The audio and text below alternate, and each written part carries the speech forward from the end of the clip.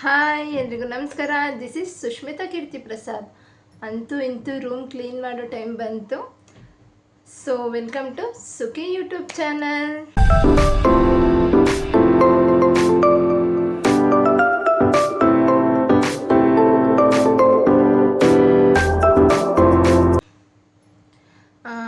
ನೀವೆಲ್ಲ ಅನ್ಕೋತಾ ಇರ್ಬೋದು, ಏನಪ್ಪ ಒಂದು ರೂಮ್ ಕ್ಲೀನ್ ಮಾಡೋಕ್ಕೆ, ಒಂದು ಕಬರ್ಡ್ ಕ್ಲೀನ್ ಮಾಡೋಕ್ಕೆ, ಅಟ್ಲೀಸ್ಟ್ ಒಂದು ಡ್ರೆಸ್ಸಿಂಗ್ ಟೇಬಲ್ ಕ್ಲೀನ್ ಮಾಡೋಕ್ಕೆ ಏನು ಇಷ್ಟು ಬಿಲ್ಡಪ್ ಕೊಡ್ತಾನೆ ಇವಳು, ಏನು ಮಾಡೋಕ್ಕಾಗಲ್ಲ, ಒಂದೆರಡು ನಿಮಿಷದ ಕೆಲಸ ಅದು ಅಂತ ಅನ್ಕೋಬೋದು. ಬಟ್ ನಿಜ ನನ್ನ ಪರಿಸ್ಥಿತಿ ಹೆಂಗೆ ಆಗೋಗಿದೆ ಅಂದರೆ, ದೊಡ್ಡಣ್ಣಂದೊಂದು ಡೈಲಾಗ್ ಬರುತ್ತಲ್ಲ, ಪುಟ್ರಂಗಣ ನನ್ನ ಜೀವನ ಹೆಂಗೆ ಆಗೋಗಿದೆ ಅಂತ, ಆ ಥರ ಆಗೋಗಿದೆ. ಅಂತೂ ಇಂತೂ ಪಾಪ ಮಲ್ಕೊಂಡಿದ್ದಾನೆ. ಸೊ ಹಾಗಾಗಿ ನಾನು ಕೂಡ ಇವಾಗ ಸ್ವಲ್ಪ ಸ್ನಾನ ಮಾಡ್ಕೊಂಬಂದೆ. ಬಂದಮೇಲೆ ಇನ್ನೂ ಮಲಗಿದ್ನಲ್ಲ, ಸೊ ಹಾಗಾಗಿ ಬೇಗ ರೂಮ್ ಕ್ಲೀನ್ ಮಾಡೋಣ. ಮತ್ತು ಡ್ರೆಸ್ಸಿಂಗ್ ಟೇಬಲ್ ಅಂತೂ ತುಂಬ ಅಂದರೆ ತುಂಬಾ ಗಲೀಜಾಗಿದೆ. ಸೊ ಅದನ್ನು ಕ್ಲೀನ್ ಮಾಡೋಣ ಅಂತ ಅಂದ್ಕೊಂಡಿದ್ದೀನಿ.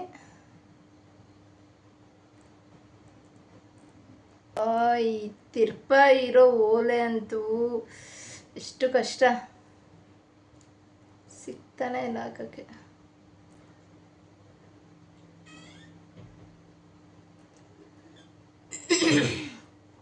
ನಿನ್ನೆಯಿಂದ ಸ್ವಲ್ಪ ಕೆಮ್ಮಾಗೋಗಿದೆ, ಇದಕ್ಕಿದ್ದಂಗೆ ಕೆಮ್ಮಾಗಿದೆ. ಏಕೆ ಅಂತ ಗೊತ್ತಿಲ್ಲ. ಅಂದರೆ ಕೋಲ್ಡ್ ಗಿಲ್ಡ್ ಏನೂ ಇಲ್ಲ, ಬರೀ ನೆಗಡಿ ಮಾತ್ರ ಬರ್ತಾಯಿದೆ. ಅಪ್ಪ ಆಗ್ತಾಯಿಲ್ಲ, ಪುಟಾಣಿ ತಿರ್ಪು ಹಾಕೋಕ್ಕೆ ಆಗ್ತಾಯಿಲ್ಲ. ಇಷ್ಟು ದಿನ ನನ್ನ ಗಂಡ ಇರ್ತಿದ್ದ, ಅವ್ನ ಕೈಲಿ ಹೆಂಗೋ ಹಾಕ್ಸ್ಕೊಬಿಡ್ತಿದ್ದೆ. ಬಟ್ ಇವತ್ತು ಡ್ಯೂಟಿಗೆ ಹೋಗ್ಬಿಟ್ಟಿದ್ದಾರೆ. ಸೊ ತುಂಬ ದಿನ ಆಯಿತು ಇದು ತೆಗೆದಿಟ್ಟು. ಅದು ಇದು ಫಂಕ್ಷನ್ಸು ಇಲ್ಲ ಔಟ್ಸೈಡ್ ಹೋಗೋದಿರ್ತಿತ್ತಲ್ಲ, ಇಯರಿಂಗ್ಸ್ ಚೇಂಜ್ ಮಾಡ್ತಿದ್ದೆ. ಸೊ ಹಾಗಾಗಿ ಹಾಕ್ಕೊಂಡಿರಲಿಲ್ಲ.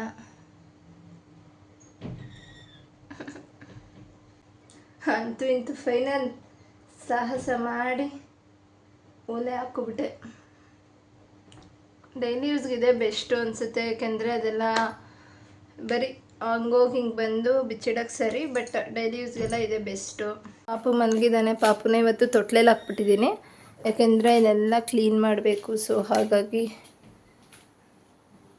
ಇವಾಗ ನಾನು ಮೊದಲು ಬೆಡ್ ಸೆಟ್ ಮಾಡ್ಕೋತಾ ಇದ್ದೀನಿ, ಯಾಕೆಂದರೆ ಪಾಪು ಎದ್ಬಿಟ್ರೆ ಸಡನ್ನಾಗಿ ಮಾಡೋಕ್ಕಾಗಲ್ಲ. ಸೊ ಹಾಗಾಗಿ ಬೆಡ್ನ ರೆಡಿ ಮಾಡ್ಕೊಂಬಿಟ್ರೆ ಅದ್ರ ಮೇಲೆ ಇರೋ ಕಸ ಎಲ್ಲ ಕೆಳಗಡೆಗೆ ಹಾಕ್ಕೊಂಡು ನೀಟಾಗಿ ಗುಡಿಸ್ಕೋಬೋದು. ಹಾಗಾಗಿ ನಾನು ಫಸ್ಟು ಬೆಡ್ನ ರೆಡಿ ಮಾಡ್ಕೋತಾ ಇದ್ದೀನಿ. ನಾನು ವೀಡಿಯೋಗೋಸ್ಕರ ಯಾವುದೇ ರೀತಿ ಅಂದರೆ ಆರ್ಟಿಫಿಷಿಯಲ್ ಥರ ಅಂದರೆ ವೀಡಿಯೋಗೋಸ್ಕರನೇ ಚೆನ್ನಾಗಿರೋ ಬೆಡ್ಶೀಟು, ಚೆನ್ನಾಗಿರೋ ದಿಂಬೆಲ್ಲ ಪ್ರಿಪೇರ್ ಮಾಡಾಕ್ತಾಯಿಲ್ಲ. ನಾರ್ಮಲಾಗಿ ದಿನ ಹೆಂಗಿರುತ್ತೋ ನಾನು ಆ ಥರನೇ ತೋರಿಸ್ತಾ ಇದ್ದೀನಿ. ಪ್ರಾಪರಾಗಿ ಮಿಡಲ್ ಕ್ಲಾಸ್ ಮನೇಲಿ ಹೇಗಿರುತ್ತೋ ಅದೇ ಥರ ತೋರಿಸ್ತಾ ಇದ್ದೀನಿ. ಆ ಥರ ಡ್ರಾಮಾ ಮಾಡೋಕ್ಕೋದ್ರೆ ಅಥವಾ ನಾನು ರೆಡಿ ಹಾಕ್ಕೊಂಡು ಕೂತ್ಕೊಂಡ್ರೆ ಪಾಪು ಎದ್ಬಿಡ್ತಾನೆ, ಅವಾಗ ಯಾವ ಕೆಲಸನೂ ಆಗೋಲ್ಲ. ಸೊ ನಾನು ಹೇಗಿರ್ತೀನೋ ಹೇಗಾಗುತ್ತೋ ಸಡನ್ನಾಗಿ ಆಗ ವಿಡಿಯೋ ಮಾಡ್ತೀನಿ. ಪಾಪು ಇರೋದ್ರಿಂದ ಎಷ್ಟು ಬೆಡ್ ಕವರ್ ಇದ್ದರೂ ಸಾಲದು, ಎಷ್ಟು ಪ್ರೊಟೆಕ್ಟರ್ ಇದ್ದರೂ ಸಾಲದು.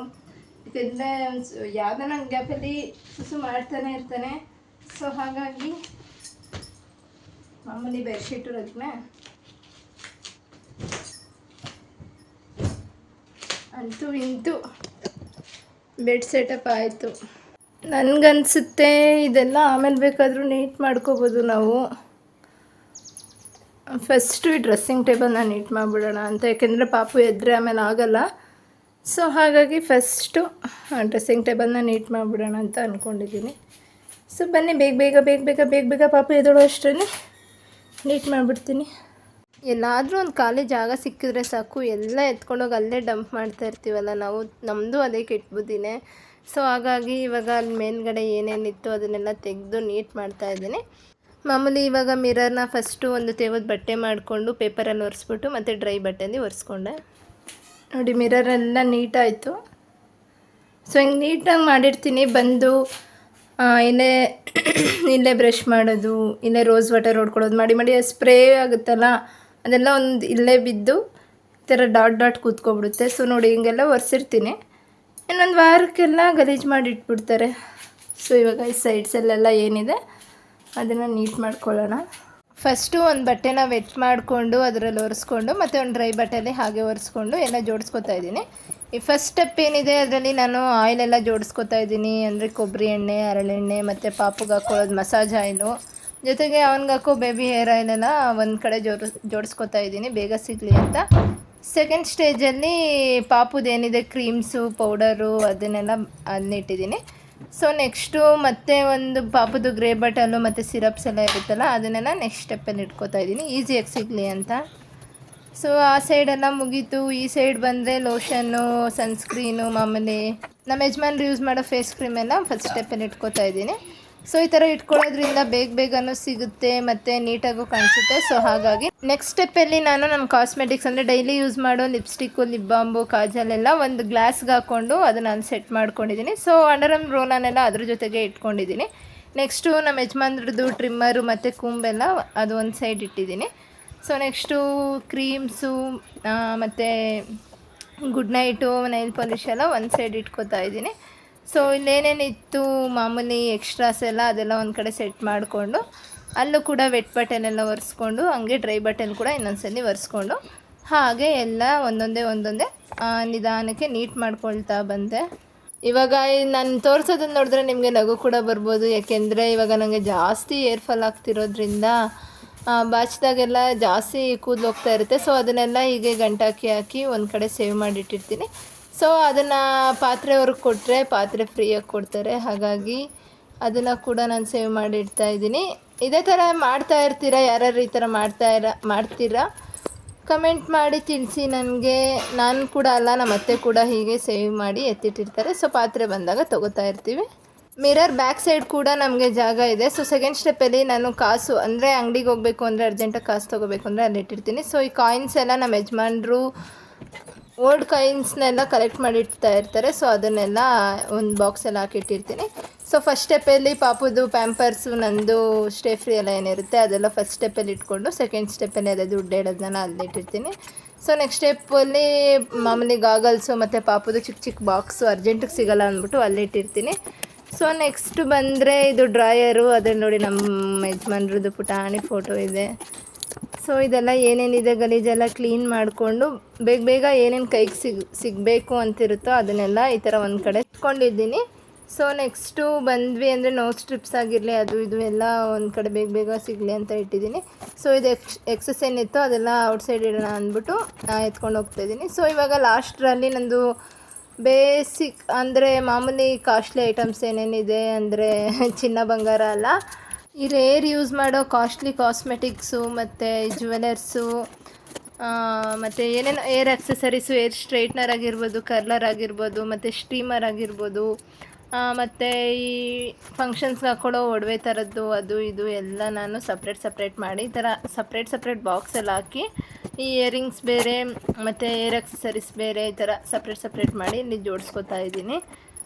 ಇದ್ರದ್ದೆಲ್ಲ ನಾನು ಇನ್ನೊಂದು ಬ್ಲಾಗ್ ಮಾಡ್ತೀನಿ ಮುಂದಕ್ಕೆ ಏನಾದರೂ ಟೈಮ್ ಸಿಕ್ಕಿದ್ರೆ. ನಾನು ಆ ಕಡೆ ಕೆಳಗಡೆ ಸೈಡ್ಸಲ್ಲಿ ಏನೂ ಇಡ್ತಾ ಇಲ್ಲ, ಯಾಕೆಂದರೆ ಪಾಪು ತೆವ್ಕೊಂಬಂದು ಅದೆಲ್ಲ ಬೀಳಿಸ್ತಾ ಇರ್ತೇನೆ. ಸೊ ಅಲ್ಲಿದ್ದ ಸೆಟ್ಟಿಂಗ್ ಸ್ಪ್ರೇ, ಮೇಕಪ್ ರಿಮೂವರ್ ಎಲ್ಲ ಎತ್ತಿ ಒಳಗಡೆನೇ ಇಟ್ಬಿಟ್ಟೆ. Good morning baby. ತಾಚಿ ಮಾಡಲೇ ಇನ್ನೊಂದು 10 ಮಿನಿಟ್ಸ್ ಅಷ್ಟೇ ಇತ್ತು ಕಂದ. ನೋಡು ಇದೆಲ್ಲ ಕ್ಲೀನ್ ಆಯಿತು ಫೈನಲಾಗಿ ಎಲ್ಲ ಕ್ಲೀನ್ ಆಯಿತು. ನೆಕ್ಸ್ಟ್ ಇದೆಲ್ಲ ಎತ್ತಿ ಕಸ ಗುಡಿಸಿದ್ರೆ ಫುಲ್ ಮುಗೀತು. ಅಷ್ಟನ್ನು ಎದ್ದೇ ಬಿಟ್ಟ ಇವನು. 10 ಮಿನಿಟ್ಸ್ ಟೈಮ್ ಕೊಡಬೇಕು ತಾನೇ ಅಮ್ಮಗೆ. ಬಂಗಾಡಿ ಅಲೆ ಬಂಗಾಡಿ, ಐ ಲವ್ ಯು ನಮ್ಮ ಮುದ್ದಮ್ಮ.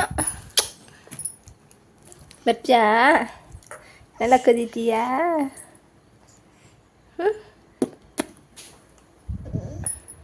ಚುಚ್ಚು ಮಾಡಬೇಡ ಇಲ್ಲಿ ಮಾಡಿಸ್ತೀನಿ ವಾಶ್ರೂಮಲ್ಲಿ. ಬಸ್ ಚುಚ್ಚು ಮಾಡೋಣ. ಓ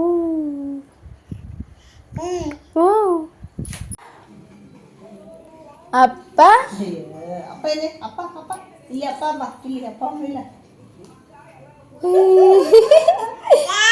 ಯಾರದು? ಕ್ಲೀನ್ ಮಾಡೋಕ್ಕಂತೂ ತುಂಬಾ ಟೈಮ್ ಹಿಡಿತಾ ಇದೆ. ಜೊತೆಗೆ ಪಾಪು ಕೂಡ ಎದ್ಬಿಟ್ಟು. ಸೊ ಅವನಿಗೆ ಮಾಮೂಲಿ ಫೀಡ್ ಮಾಡಿಸಿ ಅವ್ನಿಗೆ ಸ್ವಲ್ಪ ಆಟ ಆಡಿಸ್ಬಿಟ್ಟು ನಮ್ಮ ಅತ್ತೆ ಹತ್ರ ಆಟ ಆಡೋಕ್ಕೆ ಬಿಟ್ಬಿಟ್ಟು ನಾನು ಮಿಕ್ಕಿದ ಕೆಲಸ ಏನಿದೆ ಅದು ಮಾಡ್ಕೊಳ್ಳೋಣ ಅಂತ ಬಂದೆ. ಇವಾಗ ಏನಿದೆ ಅದು ಮಂಚದ ಕೆಳಗಡೆ ಬ್ಯಾಗ್ಸ್ ಎಲ್ಲ ಜೋಡಿಸಿಟ್ಟಿದ್ದೀನಿ. ಸೊ ಅದೆಲ್ಲ ಕಾಣಿಸ್ಬಾರ್ದು ಅಂದ್ಬಿಟ್ಟು ಈ ಥರ ವೇಲಲ್ಲಿ ಕವರ್ ಮಾಡಿಕೊಂಡು ನಾರ್ಮಲ್ ಅದ್ರ ಕೆಳಗಡೆ ಇದ್ದಿದ್ದು ಕಸ ಅದು ಇದೆಲ್ಲ ಕ್ಲೀನ್ ಮಾಡ್ಕೋತಾ ಇದ್ದೀನಿ.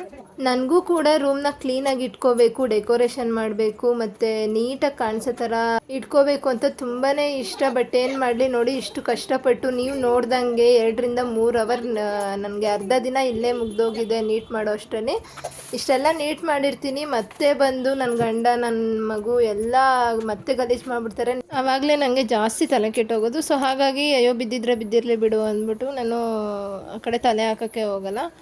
ಸೊ ಮ್ಯಾಟ್ ಯಾಕೆ ಹಾಸ್ತೀನಿ ಅಂದರೆ ಸ್ವಲ್ಪ ಚಳಿ ಇರೋದ್ರಿಂದ ಈ ಕಡೆ ಗಾಳಿ ಜಾಸ್ತಿ ಬರುತ್ತೆ. ಸೊ ಹಾಗಾಗಿ ಪಾಪು ಕೋಲ್ಡ್ ಆಗುತ್ತೆ ಅಂದ್ಬಿಟ್ಟು ಮ್ಯಾಟ್ನ ಯಾವಾಗಲೂ ಹಾಸಿರ್ತೀನಿ ನಾನು. ಮನೆ ಮತ್ತು ರೂಮೆಲ್ಲ ನೀಟಾಗಿ ಫಿನಿಶ್ ಆಗಿಲ್ಲ. ಸೊ ಹಾಗಾಗಿ ಮತ್ತೆ ಪೇಂಟು ಮತ್ತು ಅದು ಇದು ಚೇಂಜ್ ಮಾಡಬೇಕು ಅಂದ್ಬಿಟ್ಟು ನಾನು ರೂಮ್ಗೆ ಏನೂ ಡೆಕೋರೇಷನ್ ಮಾಡೋಕ್ಕೆ ಹೋಗ್ತಾಯಿಲ್ಲ. ಸೊ ಅದಕ್ಕೆ ಆ ಗೋಡೆ ಗಿಡೆ ಎಲ್ಲ ಖಾಲಿ ಇದೆ, ಬರೀ ಫೋಟೋ ನಮ್ಮದೊಂದು ಫೋಟೋ ಇದೆ ಅಷ್ಟೇ. ಸೊ ಅದಕ್ಕೆ ನಾನು ಯಾವುದೇ ರೀತಿ ಅದಕ್ಕೆ ಡೆಕೋರೇಟಿವ್ ಐಟಮ್ಸ್ನ ತರಿಸ್ತಾ ಇಲ್ಲ. ಅಂತೂ ಇಂತೂ ರೂಮ್ ಕ್ಲೀನ್ ಆಯಿತು ನೋಡಿ, ಫೈನಲ್ ಆಗಿ ಹೀಗಿದೆ.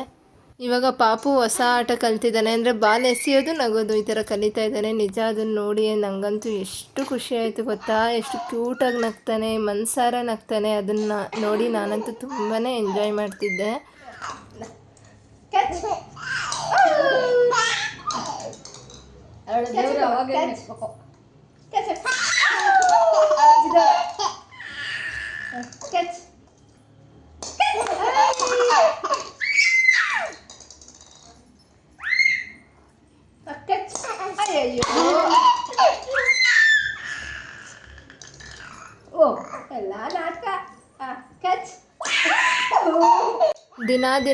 ದಿನ ಹೊಸದು ಕಲಿತಾನೆ ಇದ್ದಾನೆ, ಹೊಸ ಆ್ಯಕ್ಟಿವಿಟೀಸ್ ಮಾಡ್ತಾನೆ ಇರ್ತಾನೆ. ನನಗೆ ಶಾಕ್ ಆಗುತ್ತೆ, ಇದೆಲ್ಲಿಂದ ಕಲಿತಾನೆ, ಯಾರು ನೋಡಿ ಕಲಿತಾನೆ ಅನ್ನೋದೇ ನಂಗೆ ಒಂದೊಂದ್ಸಲಿ ಅರ್ಥ ಆಗಲ್ಲ.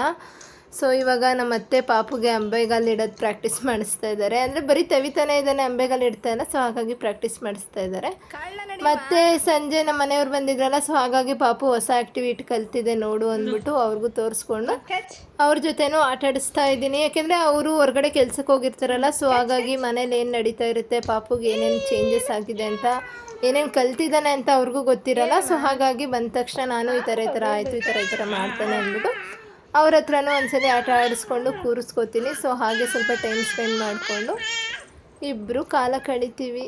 ಇಷ್ಟೆಲ್ಲ ಕ್ಲೀನ್ ಮಾಡಿದ್ರು ಮತ್ತೆ ಅದೇ ರಾಮಾಯಣ, ಅದೇ ಕತೆ, ಮತ್ತೆ ಗಲೀಜು ಮಾಡಿಟ್ರು. ಐ ಹೋಪ್ ಈ ವಿಡಿಯೋ ನಿಮಗೆ ಇಷ್ಟ ಆಯಿತು ಅಂತ ಅಂದ್ಕೊಳ್ತೀನಿ. ನೆಕ್ಸ್ಟ್ ವಿಡಿಯೋದಲ್ಲಿ ಸಿಗ್ತೀನಿ ನಾನು. ಬಾಯ್ ಬಾಯ್.